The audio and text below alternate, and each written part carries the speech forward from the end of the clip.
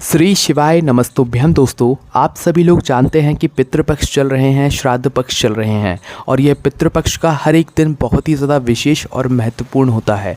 और पितृ ही वो लोग होते हैं जो हमारे जीवन में सुख और संपदा को बढ़ाते हैं, सुख और शांति का जो है वो हमें आशीर्वाद प्रदान करते हैं। इसीलिए दोस्तों, आज की इस वीडियो में हम आपको एक ऐसा उपाय बताने वाले हैं इस पितृपक्ष, इस श्राद्ध पक्ष में, जिससे आपके घर में जो धन और संपदा की समस्या होगी, मतलब कि आपके घर में जो धन की कमी होगी वो दूर हो जाएगी। और इस उपाय को करने के बाद आप लखपति भी बन सकते हैं, करोड़पति भी बन सकते हैं। बस इसमें आपको पितरों का आशीर्वाद मिल जाएगा, मेहनत आपको अपनी तरफ से पूर्ण करनी पड़ेगी। ठीक है, अब उपाय क्या करना है, कैसे करना है, और सबसे अच्छी बात यह है कि यह वाला जो उपाय है ये पहले का उपाय नहीं है। पंडित जी की अभी की जो कथा थी, इसी कथा में पंडित जी ने यह वाला उपाय बताया था। और इस उपाय को करने से आपके घर की धन संपदा निश्चित ही बढ़ ही जाएगी, वो भी एक ही महीने के अंदर या कुछ ही समय के अंदर इस उपाय को करने के बाद। पर यह उपाय सिर्फ इस श्राद्ध पक्ष का है, इस पितृपक्ष का है, इसके अलावा कभी नहीं करना है।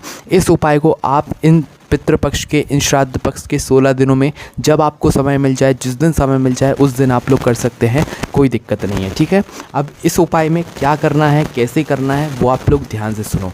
देखो, इस उपाय को आपको प्रातःकाल सुबह सुबह ही करना है, वो भी अपना शुद्ध होकर स्नान करके शुद्ध वस्त्र पहनकर। ठीक है, पितरों की जो भी आप पूजन करते हैं, जो भी उपाय करेंगे वो शुद्ध होकर ही करना है, शुद्ध वस्त्र पहनकर ही करना है। अब सबसे पहले उपाय में क्या करना है वो हम आपको बताते हैं।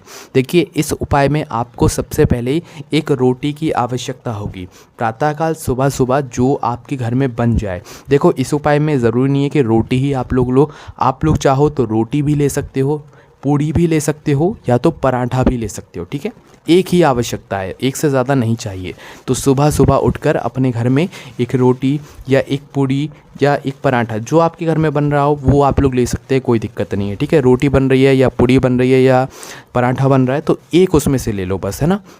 उदाहरण के लिए हम लोग रोटी ले लेते हैं, एक रोटी आप लोगों ने इस उपाय में ले ली, है ना।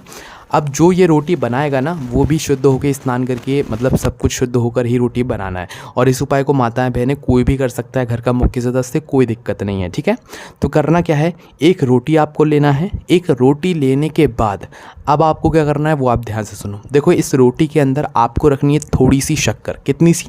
थोड़ी सी शक्कर, है ना, इसी रोटी के अंदर। उसके बाद में देखो, शक्कर मिल जाए तो थोड़ी सी शक्कर रख देना, या तो गुड़ रख देना। क्या रख देना? शक्कर या गुड़, दोनों चीज़ नहीं रखनी है। शक्कर मिल जाए तो शक्कर रख देना, गुड़ मिल जाए तो थोड़ा सा गुड़ का जो डिल्ला होता है वो रख देना, है ना। अब ये एक चीज़ हो गई। इसके बाद में दोस्तों अब आपको रखना है चावल, थोड़े से चावल, मतलब जो चावल होते हैं ना, थोड़े से चावल आप लोगों को उसमें रख देना है। देखो, चावल ना रख के अगर चावल की खीर रखो तो ज़्यादा बेहतर रहेगा, पंडित जी ने ऐसा ही बोला है ना। मतलब चावल आप रखोगे तो वो कच्चे रखोगे, पर चावल की खीर रखोगे तो भाई वो तो फिर बना कर ही रखोगे आप लोग, है ना। तो हो सके तो भाई मतलब उसी दिन अपने घर में चावल की खीर बनाना इस उपाय के लिए, और थोड़ी सी चावल की खीर लाकर इसी रोटी के अंदर रख देना। क्या रखना है? इसी रोटी के अंदर थोड़ी सी चावल की खीर आप लोग रख देना। अब चावल की खीर रखने के बाद क्या करना है वो आप लोग ध्यान से सुनो। देखो, अब चावल की खीर रखने के बाद आप लोगों को यहाँ पर एक बात का ध्यान रखना है कि एक नाम जो कि आप लोगों को ध्यान में रखना है, और इस रोटी को लेकर आपको आ जाना है सीधा अपने घर के मुख्य द्वार पर, है ना। अब मुख्य द्वार पर आने के बाद अब आप एक नाम का स्मरण कर लो, क्योंकि ये नाम बहुत ज़्यादा ज़रूरी है। देखो, ये जो नाम है ये नाम है विषकपि। देखो, दो नाम है एक ही मतलब, पर आपको जो बोलने में सरल लगे आप वो नाम बोल सकते हो इस उपाय को करते समय। ठीक है, देखो, पहला नाम है विषकपि, दूसरा नाम है वृषकपि, है ना। पंडित जी ने ही बोला है आपको, आप चाहो तो विषकपि भी बोल सकते हो, आप चाहो तो वृषकपि भी बोल सकते हो। ठीक है, अब ये विषकपि या वृषकपि हैं कौन? देखो, भगवान शिव और नारायण जी के अवतार को हम क्या कहते हैं? विषकपि या वृषकपि। ठीक है, कोई भी एक नाम जो आपको अच्छा, मतलब बोलने में सरल लग रहा हो, दोनों नामों का मतलब एक ही है, कोई दिक्कत नहीं है उसमें, है ना। विषकपि या तो वृषकपि, विषकपि या तो वृषकपि, कोई भी एक नाम ले लो। उदाहरण के लिए हम विषकपि ले लेते हैं, या वृषकपि भी आप लोग ले सकते हो। ठीक है, तो उदाहरण के लिए हमने विषकपि लिया। तो आपको करना क्या है, ये जो रोटी के अंदर आपने थोड़ी सी शक्कर या गुड़ रखा है, उसके बाद में थोड़ी सी चावल की खीर रखी है, इस रोटी के अंदर ये सभी चीज़ें रख कर आपको आना है अपने घर के मुख्य दरवाजे पर, मतलब जो आपके घर का मेन गेट है ना, उस मेन गेट पर आना है। और मेन गेट पर आपको तब आना है जब आपके मेन गेट पर गाय आ जाए, या नहीं भी हो तो गाय को उस समय आप लोग बुला लेना। देखो वो गाय ही होना चाहिए, बैल नहीं होना चाहिए, इस बात का ध्यान रखना है ना। तो किसी भी गौ माता को अपने घर के मुख्य द्वार पर बुलाना है। ऐसा नहीं कि गाय दूर खड़ी हो और आप वहाँ पर जाकर ये रोटी उसको खिला दें, है ना, ऐसा नहीं। अपने घर के मुख्य द्वार पर ही, दरवाजे पर ही आपको गाय को बुलाना है। गाय को बुलाने के बाद ध्यान रखना है कि गाय का मुख दक्षिण दिशा की तरफ हो, है ना। अब आपका मुख दक्षिण दिशा की तरफ नहीं होना चाहिए, गाय का मुख दक्षिण दिशा की तरफ होना चाहिए, क्योंकि इस पितृपक्ष में, श्राद्ध पक्ष में जो भी कार्य किए जाते हैं हमारे पितरों के लिए, वो सब दक्षिण दिशा में किए जाते हैं। तो ध्यान रखना, गाय का मुख दक्षिण दिशा में हो, फिर उसके बाद मतलब उसे उस तरीके से बुला लेना आप लोग कि वो दक्षिण दिशा में खड़ी हो जाए। तो गाय का मुख दक्षिण दिशा में हो, फिर उसके बाद आपको यह रोटी को मतलब थोड़ा बांध लेना, क्योंकि खुले में दोगे तो शायद वो अंदर की सामग्री नीचे गिर सकती है।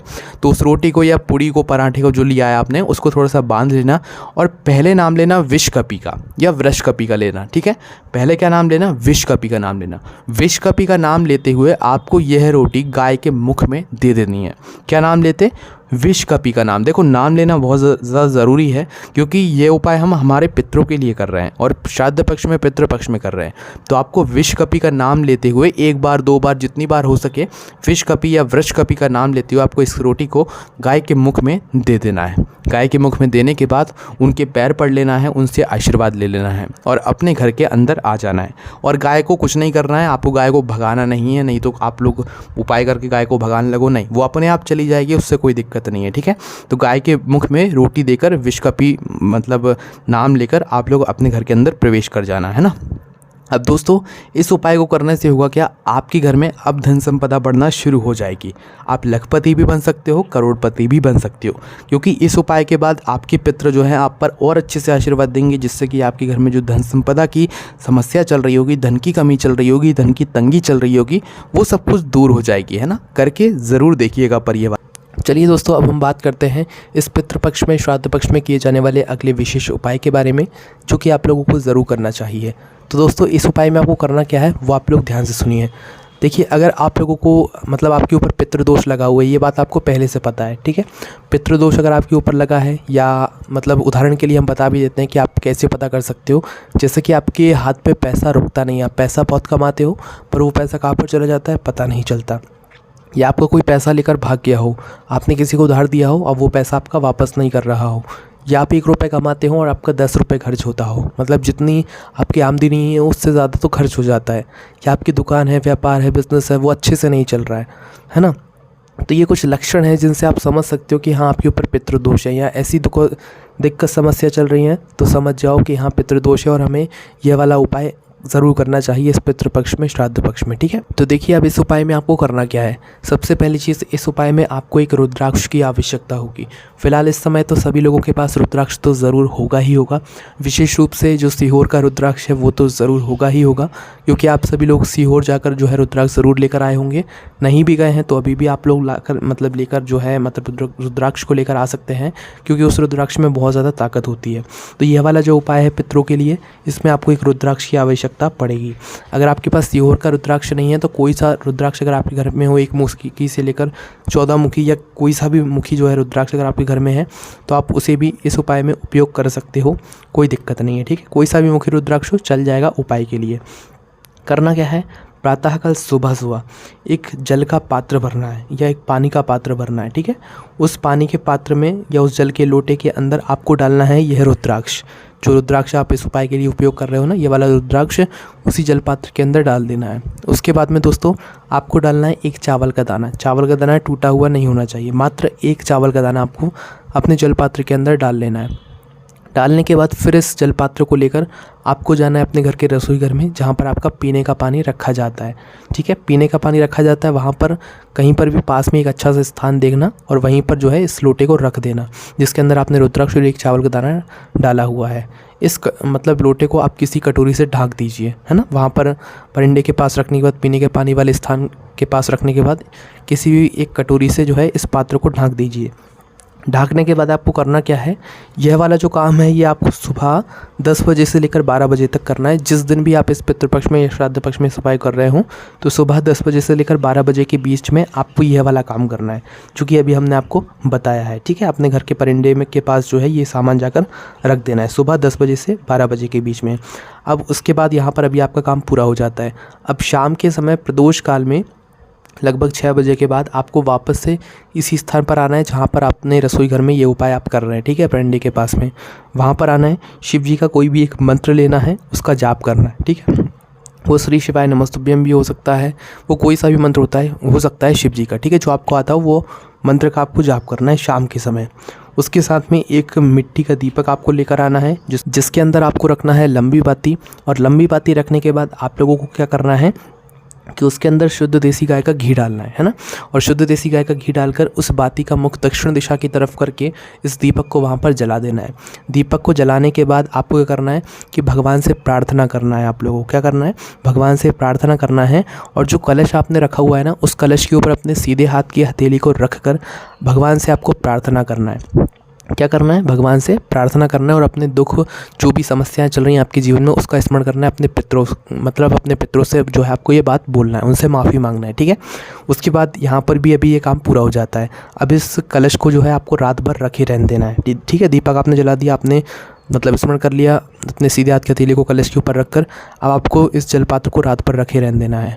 सुबह वापस से उठना है, स्नान करना है, वापस से एक लंबी बाती का शुद्ध देसी गाय के घी का दीपक आपको वहाँ पर दक्षिण दिशा की तरफ करके जलाना है। जलाने के बाद इस जलपात्र को उठाना है, प्रातःकाल सुबह सुबह ही सीधा पहुँच जाना है शिव जी के मंदिर में। शिव जी के मंदिर में जाकर शिव जी के शिवलिंग के ऊपर इस जल को जाकर चढ़ा देना है। जल को चढ़ाते समय आपको रुद्राक्ष नहीं निकालना है, जल के साथ में ही रुद्राक्ष भगवान शिव जी पर और चावल का दाना अपने आप ही चढ़ जाना चाहिए। जल के साथ में जैसे ही आप ये मतलब सब कुछ चढ़ा दें भगवान शिव जी के शिवलिंग के ऊपर, उसके बाद में आपको क्या करना है कि भगवान से प्रार्थना करना है अपने घर में दुख और समस्याओं को दूर करने के लिए। उसके बाद में वह जो रुद्राक्ष आप लेकर गए हुए थे, उस रुद्राक्ष को शिवलिंग पर से उठा लेना है। अब इस रुद्राक्ष को आपको लेकर आना है अपने घर पर और किसी भी घर पर शुद्ध स्थान पर आपको रख देना है।